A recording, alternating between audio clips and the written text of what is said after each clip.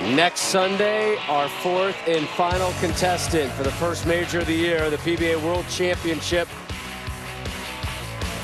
will be selected. Who will it be? Belmonte, Kretzer, Josh Blanchard from Wichita State, or Mike Fagan? One of those four will move on. Pete Weber and Sean Rash have moved on to our final match of the day. And look at those gaudy numbers, 278, 268. Huge match, too, from those two. And Randy standing by with Rash and Weber. Thanks, Rob. Sean, when you had the front eight and Pete had the front eight that last game, what went through your mind? Well, after the first game there, we were all throwing a lot of strikes, and you just got to get off to a great start. And, I'm just focusing on one shot at a time and trying to make the best possible shot possible. And, it was a great game for both of us. Now we're moving on and see what happens. Did 300 games ever cross your mind? At one point, when we both had the front eight and Ryan missed in the 8th frame, it kind of, I thought, basically made both of our arm swings a little looser there in the 9th. Unfortunately, Pete rung 10 in the 9th, and I threw it awful in the 10th. But, maybe we can both do it this game. Good luck on the final match. Thanks, Sean. Pete Weber, age 49, averaging 274 point whatever for the first two games. What has gotten into you? Well, last year I kind of went 0 for 6 out here, and I had a little something to prove this year, and I've gone 8 for 8 this year. And arm swing's pretty loose, confidence is high. He's got his hands full. What can we expect in the final match? I think you can expect a lot more strikes because, it didn't look like we were slowing down any, so I'm pretty sure it's going to be a high-scoring match. And 250, 250 maybe, 270, 250, but it's better shoot a number to win. Thanks, Pete. Good luck. Rash and Weber combined for 19 strikes in match number 2. They're set to tee it up with a berth into the PBA World Championship on the line. Rash, Weber on the backside.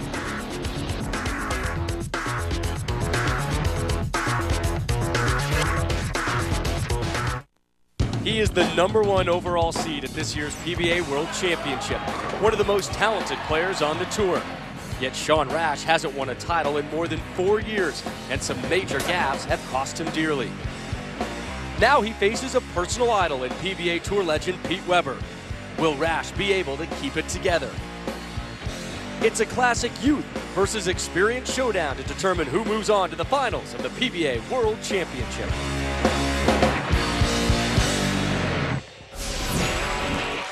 Welcome back inside the South Point Casino and Exhibition Hall. The Johnny Petraglia Division about to be decided. And here are today's keys to victory, brought to you by the makers of Alka-Seltzer Plus Liquid Gels. And Chris, for Sean Rash, tempo, tempo, tempo. Highly excitable guy. If it gets going fast, he's going to throw it by it for the 2-pin.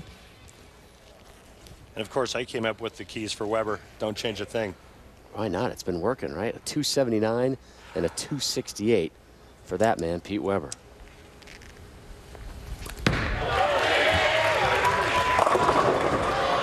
First split we've seen of the day, I believe. Oh, yeah. Certainly from Weber. But the approach just gets sticky all of a sudden. Well, he sticks and misses it at the bottom, gets it going right with a little bit of speed, and it's a 210. Yeah, you're right, Rob. First split of the day.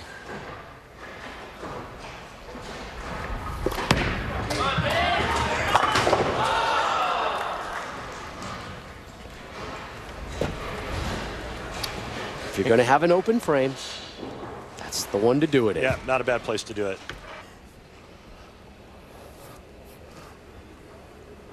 Four career tour titles for Sean Rash. Messenger. Last title was a major. Rob, you and I covered it in Milwaukee. Miller Park, USBC Masters. October 28, 2007. I remember it very well. Yeah, baby, yeah! Come on! Yeah, baby, yeah! My best friend! Rash celebrating with friends as well as his dad, Gene, and his future wife, Sarah. After that performance, guys, it's almost hard to imagine that he wouldn't win another title for at least 4 years. Take a look now at Sean's arsenal. He's currently throwing the strongest ball he has. That's the Nexus Solid. a 9.8 hook rating on a scale of 10.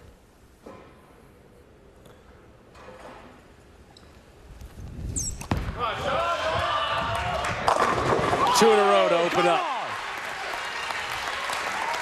Oh yeah, Dan likes it. Stay slow. Slow down.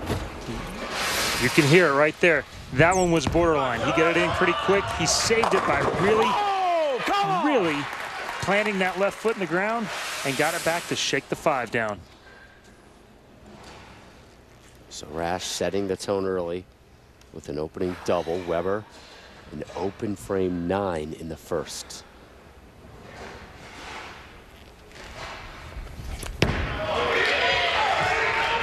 Through the nose. Gets the 10 to drop late, but leaves the 3-6. Weber looks like he's lost rhythm. He looks like he's out of sorts. He's lost rhythm. We didn't see him throw 2 shots anything close to resembling the last 2. He got around that early. Looks like he probably got the ball into the swing a little quick. Gets it to the bottom quick. And he barely makes the spare. He's got to somehow find a way to control this nervous energy here in this final match.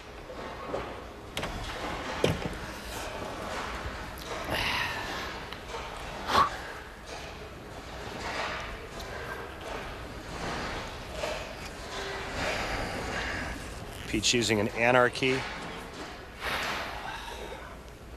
Very strong piece of equipment, as you can see by the hook rating.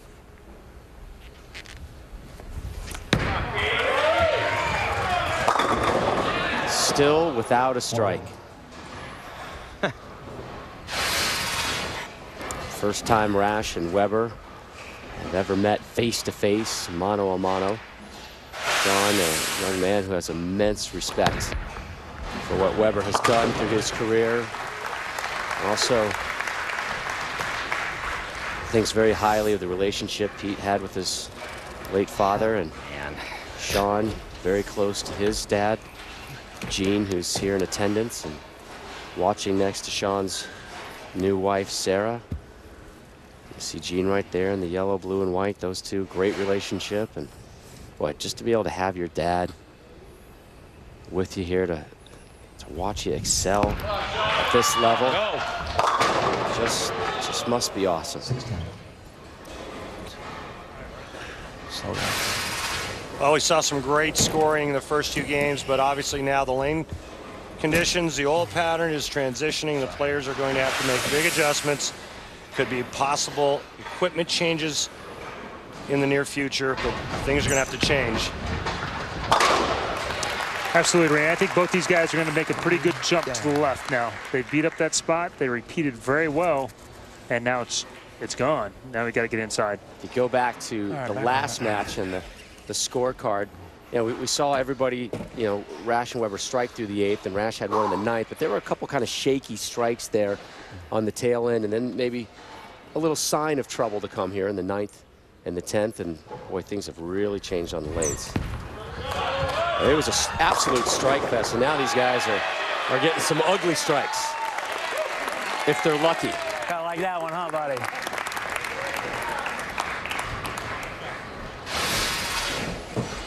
You know what, though? If you're Pete Weber, this is not a bad thing to see. Obviously, nobody likes to see an opponent throw a Brooklyn strike, but the last 2 shots through the nose crossing over, when you see your opponent doing that, that's sending you a signal saying, hey, this guy's not exactly lined up.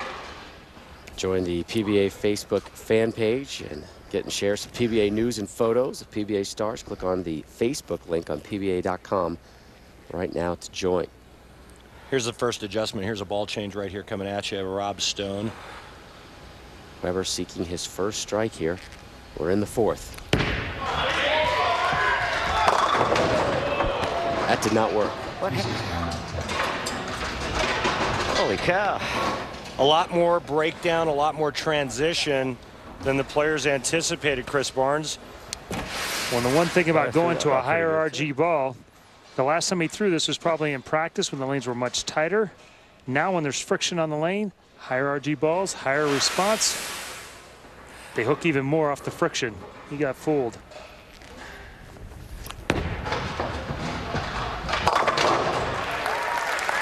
stayed with it, able to clean it up. So Pete Weber, open frame 9 in the first, 8 spare, 9 spare, 6 spare, down 24.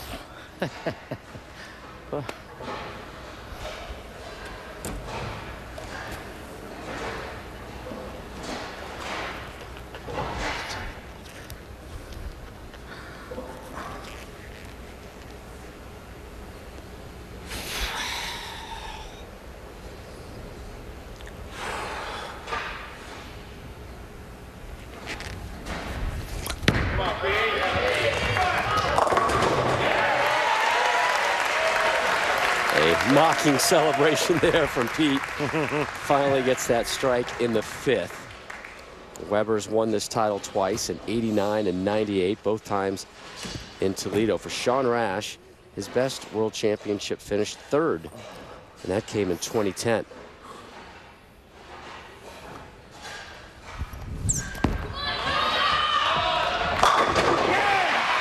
Fourth strike in 5 frames for Rash. That's taking advantage of that Brooklyn in the 3rd, or excuse me, the Brooklyn in the 4th. Lead bumps to 34.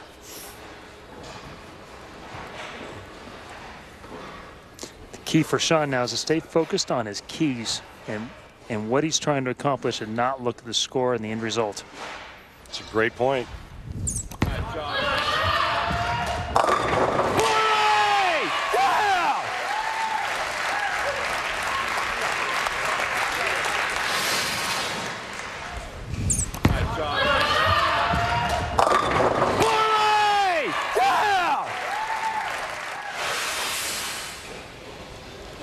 These two guys know how to bring energy to the lanes, and Rash is just feeding off of it right now.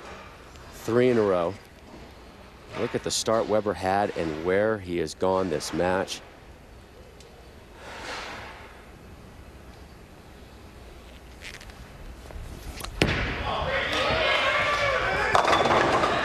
Back-to-back jacks for Weber, and his only hope really right now, guys, has to be that Rash will somehow come unglued, and we've seen it before from this young man. We flash back to the 2009 World Series of Bowling. Big stage, air ball right down the middle. Single pin whiff. Yeah, delivered there in the clutch as well.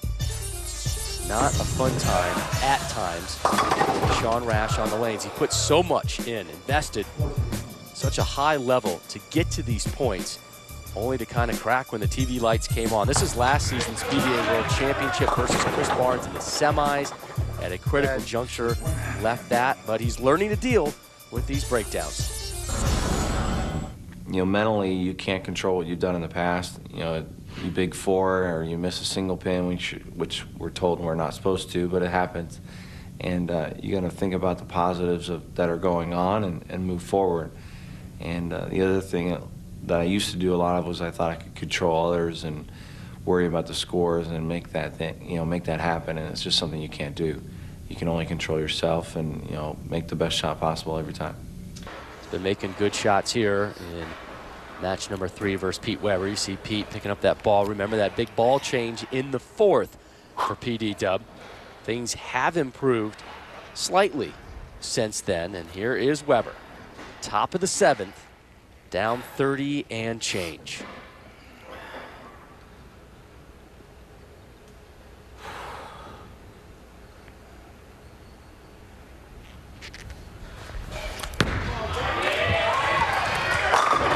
Weber made that ball change in the 4th. Keep him honest. It was off to a questionable start, led to a 6 spare. Since then, though, 3 straight strikes. Which Sean Rash is going to respond? That's the question.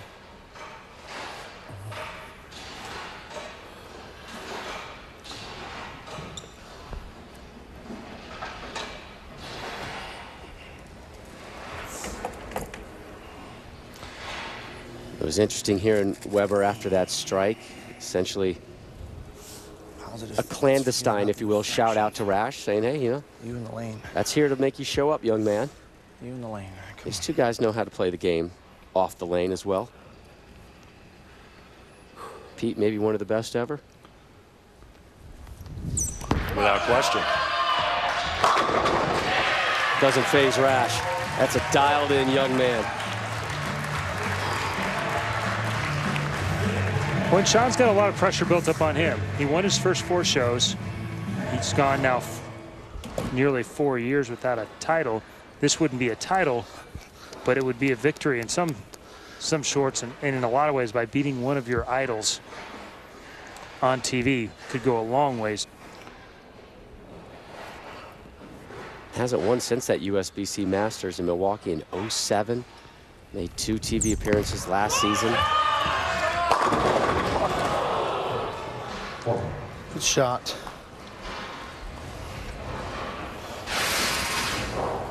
Ball drifts just a pinch high, leaving the 4-pin.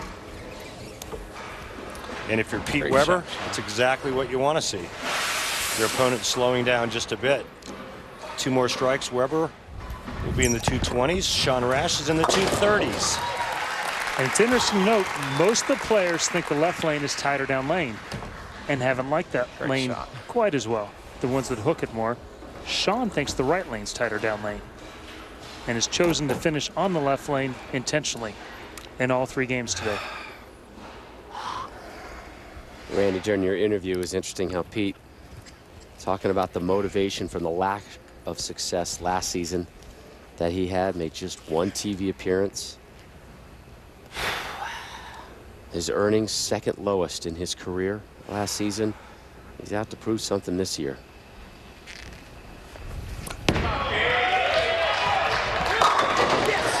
Oh man, still has some fight left in him. Yeah, it's not time to change the dial or the turn the dial yet. Big shot coming up here in the 9th frame.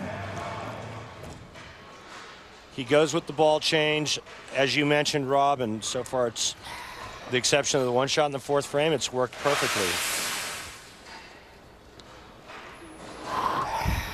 Started with anarchy. He's now throwing frantic. We may have a frantic finish here as Weber looks for 5 in a row as we begin the 9th.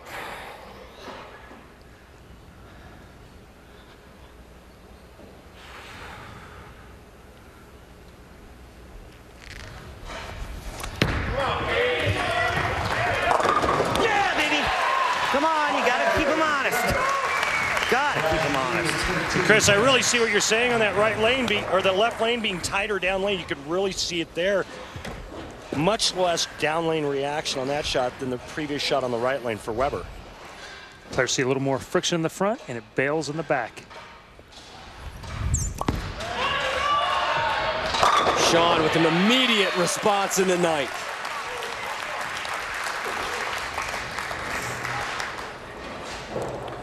Re-rack, please.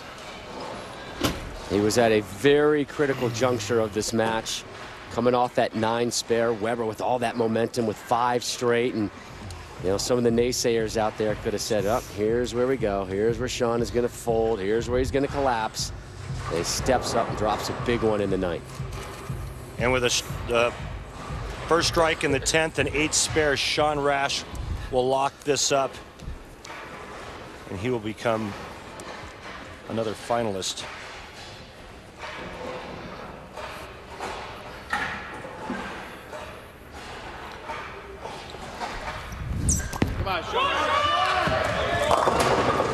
There's the strike.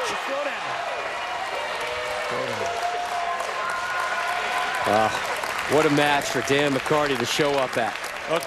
Chris Barnes said it best. He said the keys for Sean Rash were tempo. He got fast here. Slow your body You could down. see how slick it is down lane on that left lane. And just the biggest break of the day.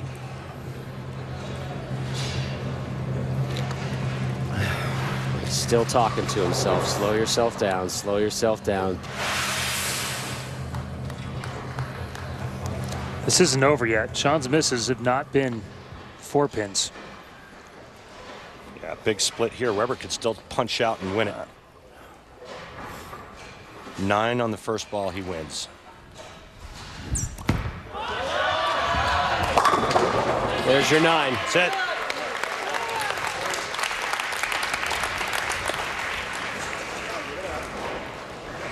You're a badass, but I want to have your position one day. I know, but come on, man. Hit the pocket when you need it. Hit the pocket when you need it. What do you say to that, Chris? I think it all evens out over time, but it doesn't feel like it when you're on the other side of that one. Rash moves on. He wins the Johnny Petraglia Division. 246, enough to drop Pete Weber. It was his low score of the day. Didn't matter in match number 3. We'll hear from Rash when we return to Vegas.